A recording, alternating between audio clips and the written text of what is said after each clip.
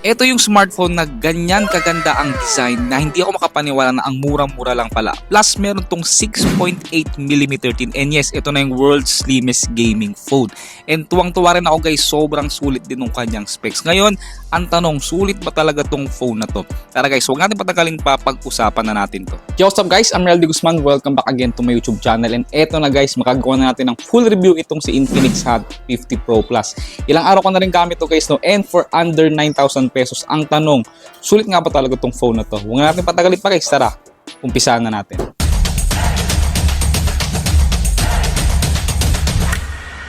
Okay, so quick specification lang, meron tong MediaTek Helio G100. So finally, hindi na siya naka Helio G99. Helio G100 na siya. Meron siyang 6.78-inch AMOLED display na curve plus may 120Hz of screen refresh rate. Meron din siyang 5,000 mAh capacity na battery, 8 plus 8 GB of RAM and 256 of internal storage at 50 megapixel na main camera. So 'di ba, doon pa lang kasi alam niyo na sobrang sulit tong phone to, ganun kagrabe kasiksik yung kanyang mga specs. Saka isa pa, pag hawak mo siya in person, ang gaan lang, oh. Parang nakakatakot, parang tingnan nyo kung gaano kanipis yan guys. Plus, look at the display, curve AMOLED. And isa pa, yung itsura ng phone to, ito yung tipong, alam mo pag nasa public ka, tignan nyo, di ba? Hindi mo mapapagkamala na under 9,000 pesos. Ang sosyalin tapos grabe yung nipis talaga, promise. And ang nagustuhan ko rin pala dito guys sa Infinix Hot 50 Pro Plus is pagkakita ko pa lang sa box niya guys, meron agad nakalagay na 5 years of TUV fluency of smoothness. So di ba maaasahan nyo guys na 5 years or more talagang smooth at magagamit mo pa rin yung phone na yan. So doon pa lang talagang ang laki na ng improvement ni Infinix. Okay, so sa build quality, meron siyang 162 grams, ganun kagaan. Meron siyang Corning Gorilla Glass protection sa harapan, glass front, plastic back, and plastic frame. And again, 6.8mm tin. Plus sa baba, andito yung kanyang speaker grill, yung Type-C port, and then yung kanyang mic at yung dual SIM tray na may dedicated micro SD slot. And then sa kanan, andito yung kanyang volume rocker at yung kanyang power button. So sa taas naman, yung kanyang pangalawang speaker na may nakalagay na sound by JBL at yung kanyang pangalawang mic. And then wala na masyadong nakalagay sa kanyang kaliwa. And syempre sa box guys, they are partner with Honor of Kings kung makikita nyo. Syempre andito yung mismong napakagandang unit, yung kanyang Honor of Kings na raffle card. And syempre andito rin guys yung kanyang tempered glass na nagustuhan ko dahil kahit paano may tempered glass na, may kasama na rin pala itong napakaganda rin na hard plastic na case.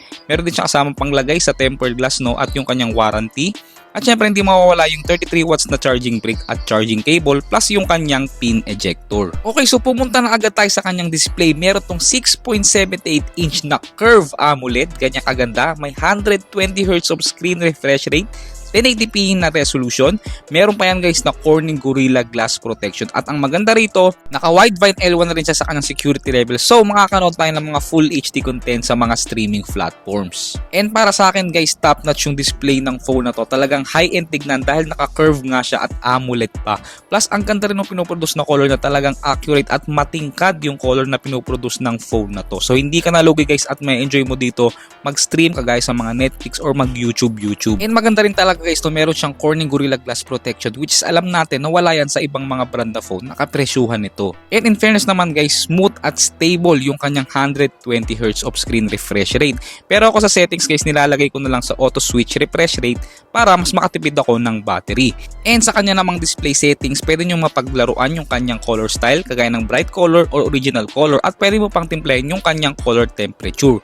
Meron din pala itong 1300 nits peak brightness, so kahit gamitin ko tong phone na to outdoor, maliwanag at kitang-kita mo pa rin yung kanyang display. So, di ba? Ganyan kaganda yung display niya. And pumunta naman tayo guys sa presyo ng phone na to. Meron tong isang variant na 8256 and ang presyo nun is 8,499.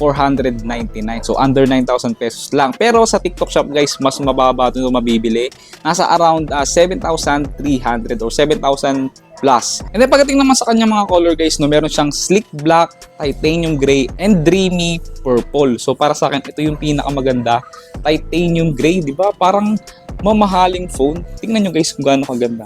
So pumunta naman tayo sa haptic feedback guys. In fairness, napansin ko na mas maganda yung haptic feedback nitong phone na to kumpara sa ibang mga Infinix phone na nahawakan ko. So good job na maganda yung kanyang haptic feedback. Natuwa rin ako na syempre andyan pa rin yung dynamic bar. Plus mas nakakatuwa dahil nadagdagan yung mga features nito kagaya ng charging animation, NFC, media player, call at madami pa. And ang pinaka nagustuhan ko na features nito is yung kanyang media or music player na in fairness maganda at smooth din yung kanyang animation. And pwede mo lang dito kontrolin sa dynamic bar pag nakikinig ka ng music mo. Sa connectivity naman, both 2.4 and 5 GHz is supported nito.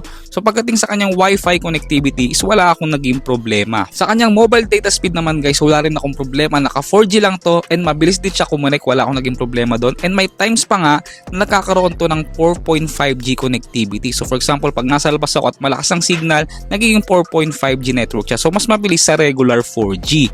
And pagdating naman sa kanyang security, kagaya ng face unlock and fingerprint, is wala rin ako naging problema and fast and accurate din naman. And isa pang plus point sa akin dito na naka-in-display fingerprint na siya. Meron na rin pala itong IP54 splash and dust resistant. So kahit matapunan or accidentally matapunan ng tubig or maambunan, safe na safe tong phone na to. Pero yun nga lang, hindi ko siya marirecommend na ilubog nyo ng matagal sa tubig since hindi naman siya waterproof. Okay, so testingin natin guys kung gaano talaga nga kanipis itong phone na to. So meron ako ditong isang phone na kilalang brand din.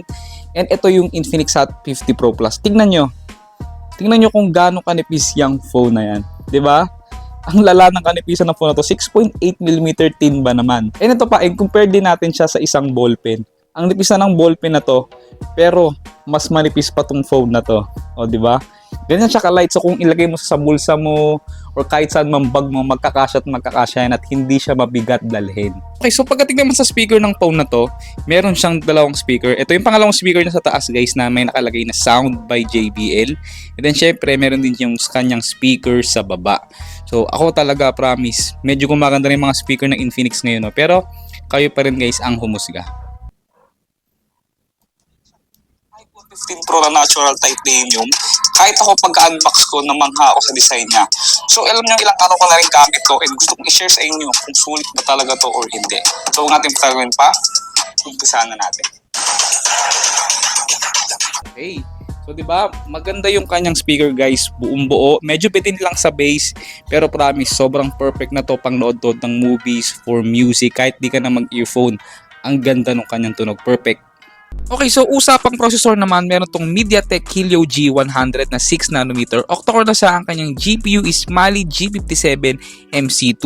Meron siyang 8GB RAM plus 8GB virtual RAM and 256 of internal storage na UFS 2.2. At sa kanyang OS, naka-Android 14 na rin siya na full version at XOS 14. So usapang gaming, nalaro ko na to sa Honor of Kings and ito yung kanyang settings.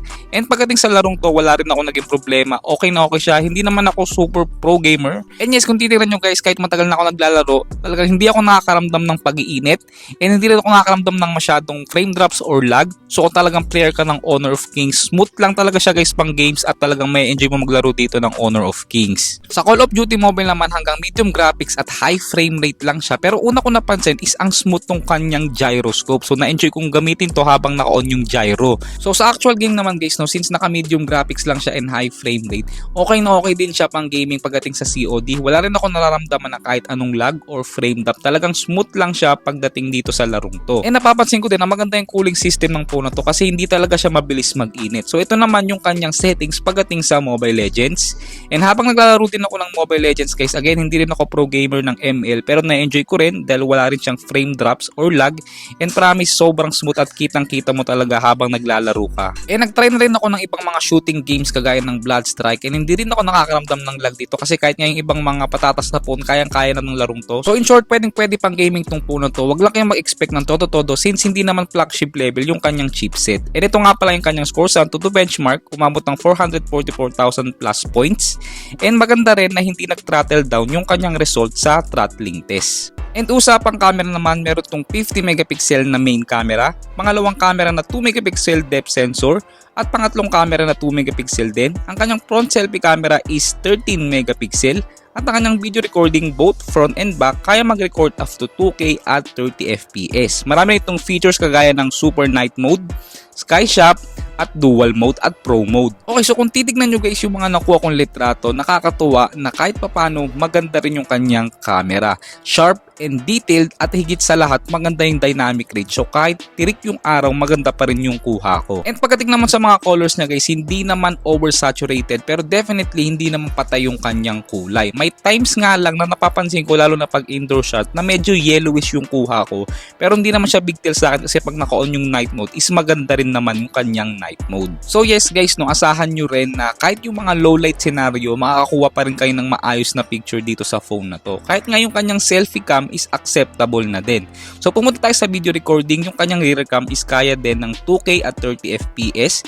And kung makikita nyo, wala nga lang stabilization sa 2K at 30 FPS. And yung kanyang zoom, isaabot hanggang 10x pero hindi ko na siya marirecommend dahil medyo blurry na pagdating sa 10x. Pero in fairness, maganda pa rin talaga yung mga kuha ko lalo na outdoors. So kung gusto mo naman ng steady shot, pwede mo naman i-on yung steady mode at kita nyo stable naman yung aking kuha pero hanggang 1080p at 30 FPS lang siya. Pero what do you think guys? Para sa akin, acceptable na yung kanyang camera. Isa rin palang nagustuhan ko sa phone na to guys is yung kanyang multitasking. Bukod sa meron siyang 120Hz na napaka-smooth, is meron siyang split screen at floating window. So talagang magagamit mo yung laki nung kanyang display and kahit sabay na nakabukas yung mga apps na yan is wala akong nararamdaman na kahit anong lag. O diba, yung ibang phone nga dyan flagship level na daw, pinagmamalaki nila na bigger display na daw pero ni wala man lang split screen. Tapos nasa 80,000 plus pa yung mga phone na yun samantalang ito under 9,000 pesos ganyan nakasiksik sa useful na features. Sa battery naman meron tong 5,000 mAh capacity, 33 watts at meron siyang bypass charging. So kahit gamitin nyo to lang nakasaksak or nakacharge, hindi agad-agad masisira yung battery niyan.